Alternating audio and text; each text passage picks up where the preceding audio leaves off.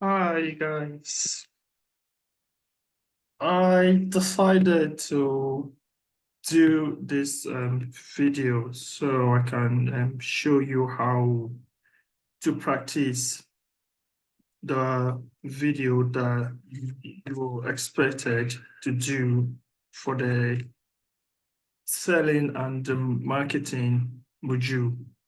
My name is Lucky, and some of you may have met me, or you might have a different tutor or lecturer.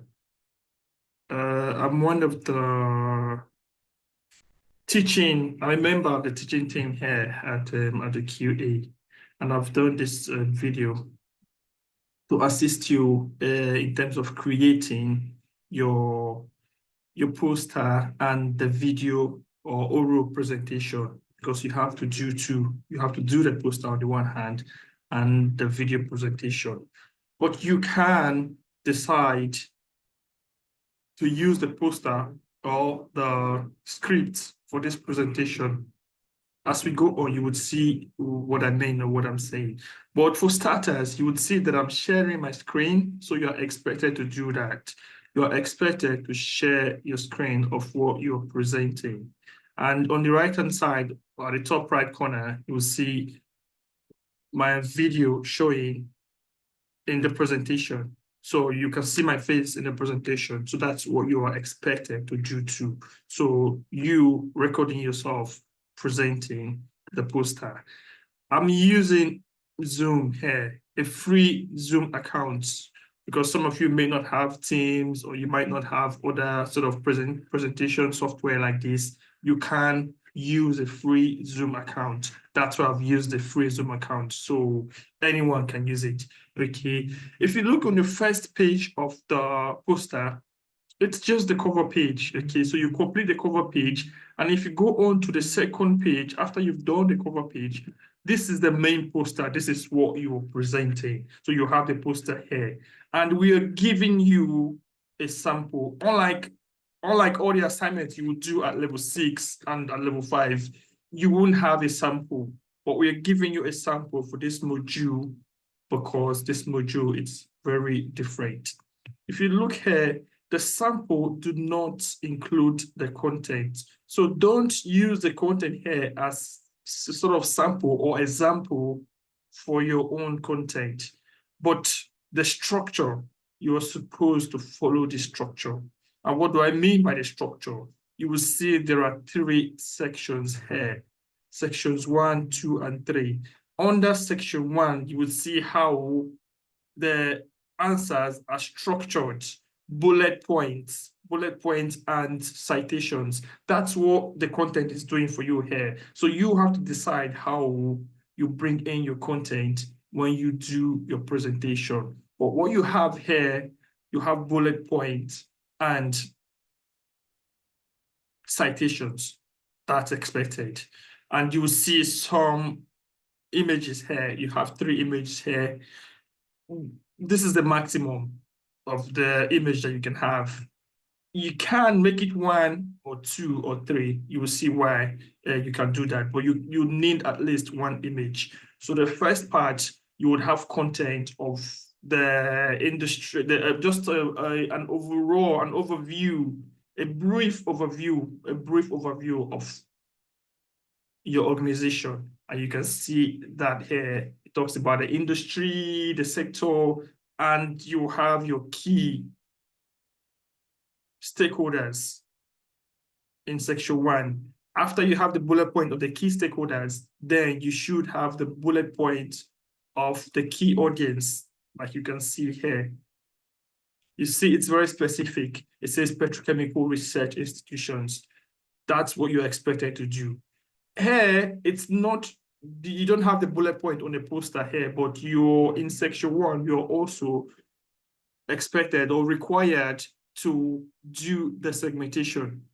So how has segmentation been used for this segment that you've chosen, this key audience? How do you see your organization?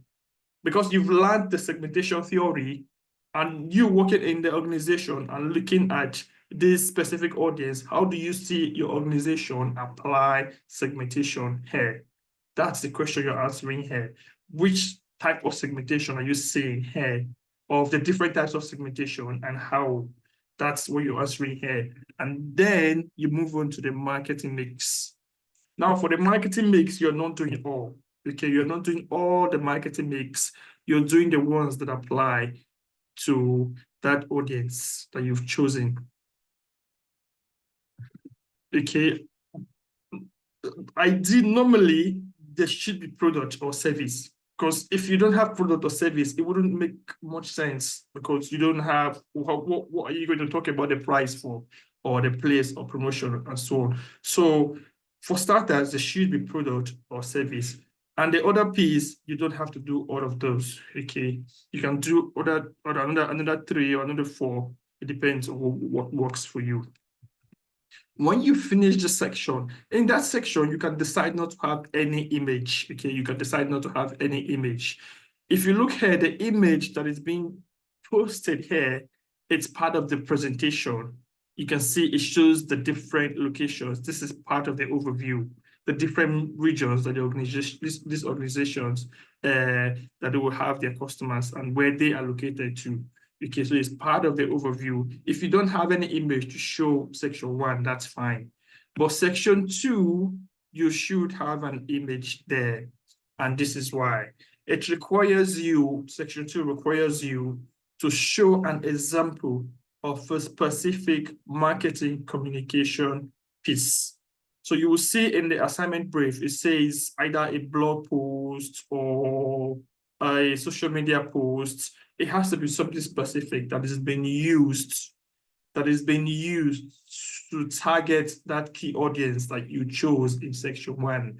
So in section 1, you chose a key audience already. So your organization would have used different or many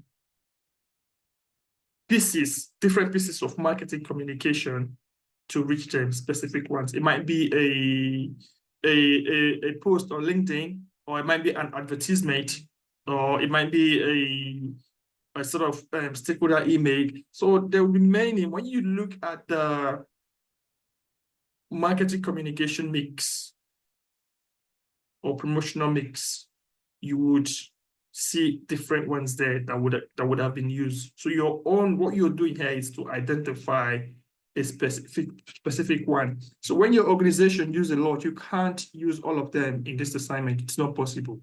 So you need to pick a specific one. So be smart here. Pick the one that would allow you answer the assignment question, okay, which we are going on to next. Pick an ideal one that would help you answer the assignment question. For starters, when you're presenting, just looking at that image would there will be something on that image that will help your presentation. So you don't want to have an image on there that doesn't relate directly to what you're saying in your presentation. Okay, that's an obvious one. So the image should be important for your presentation. So that's for starters. So if you look at the assignment questions here, it says to let me just scroll through the questions quickly. Don't have it on here. So section 2, it says to determine the effectiveness, or analyze, that's the keyword, analyze the effectiveness of that specific marketing communication piece that you've chosen. So you're looking at how effective it has been, but it says to analyze, okay? That is because you're analyzing, you're not just looking at effectiveness on its own, you are considering ineffectiveness too. In your analysis, you have to have argument for and argument against, you understand? So because you're looking at different perspectives, effectiveness is just one part of that, and ineffectiveness is another one. So you got to take that marketing communication piece and look at how it's been effective and ineffective. And you can do that with bullet points, okay? But then effective about what? Ineffective about what? The assignment question says specifically what you're looking out for, okay? For example, it says effectiveness of the piece of communication at reaching the target audience. You see, it's very direct. How effective is that specific communication piece that you chose? How effective is it in terms of reaching the target audience that you chose in section 1? Now, effectiveness can be determined in different ways. You have to determine those different ways. You have to be clear about the different areas that you're looking at to determine effectiveness. Okay. What I normally say here, it's the objective. You can start section 2 with being clear about the objective of that communication piece. For example, if it's a TV advert and you have a screenshot that can show a part of the advert, why was the advert done? That's the objective. Answer to that is the objective. Why? Now, when you're determining effectiveness, you can go back to that to determine the extent to which it's been effective or not. Okay, so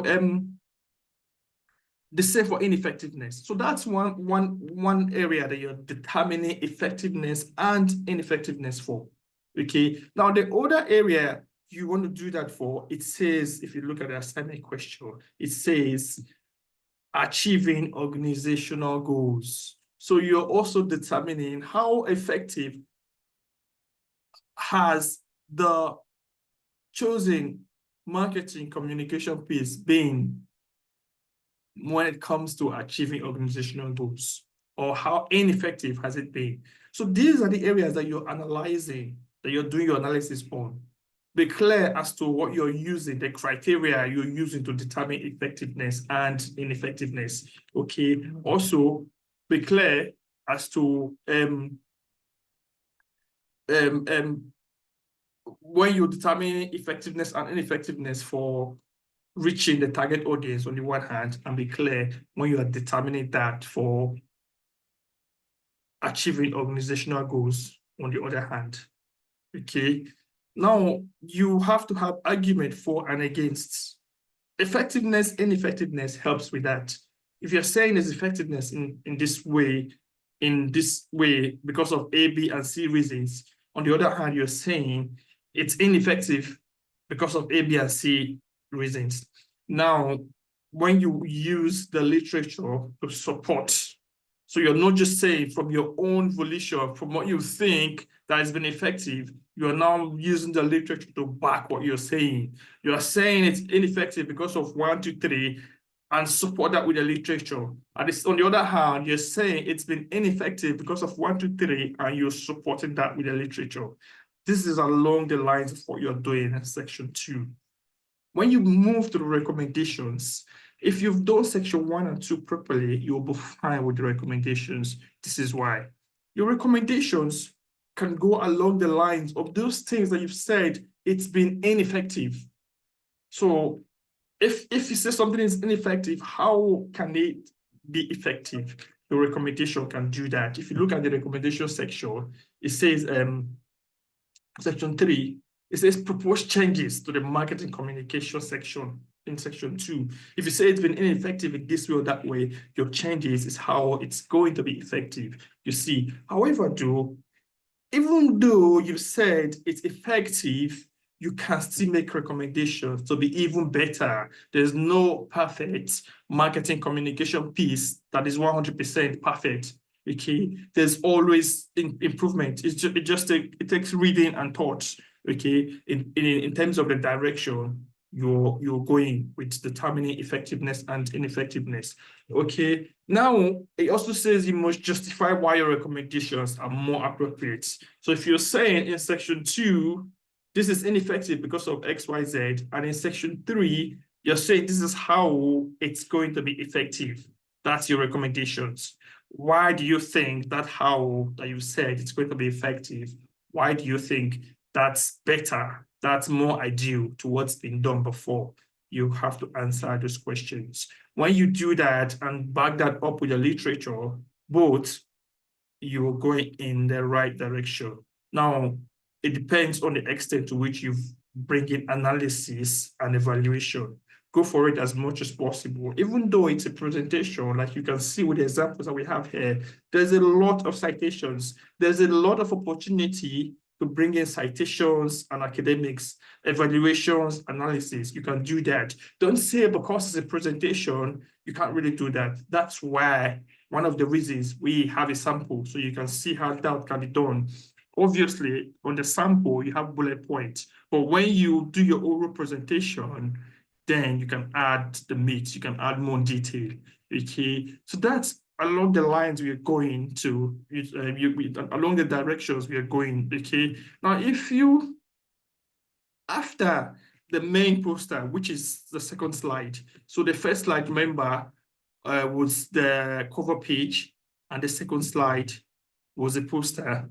Now the third slide would be your reference lists. It depends on how many references you have. It might end up being, you might end up having another slide like I've just done. Okay, so it might be 2 slides of reference list, or 1 or 3. It depends on how many references you have, and how much, the size of the references, how you've done it. Okay, so there's no requirement about the number of slides for your references. It just comes after. It comes after the poster. So after the poster, you have the slides or slides for your references. Okay, it can be 1, it can be 2, it can be 3, depends. Then after the slides for your references, what comes next will be your presentation script. It is compulsory that you submit your presentation script.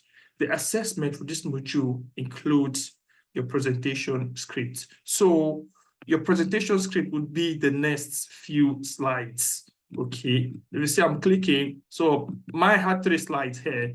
You can have 3 slides as your presentation script, maybe 1 for each section that you presented, or you can have more. You might have more, you might have spent more time presenting section 2, so that means more slides, and less time presenting section 1, that means less slide. Okay, that's what you're doing. So ideally, this is what you're required to do in your presentation. You can always get more detail from either myself or from my colleague who teaching you, or who is the module leader for the module, okay, in the office hours. And you can ask questions about this directly, either to me or to my colleagues. Okay, so that's the presentation from me, and I will see you guys soon. Have a good rest of the day. Okay, bye-bye.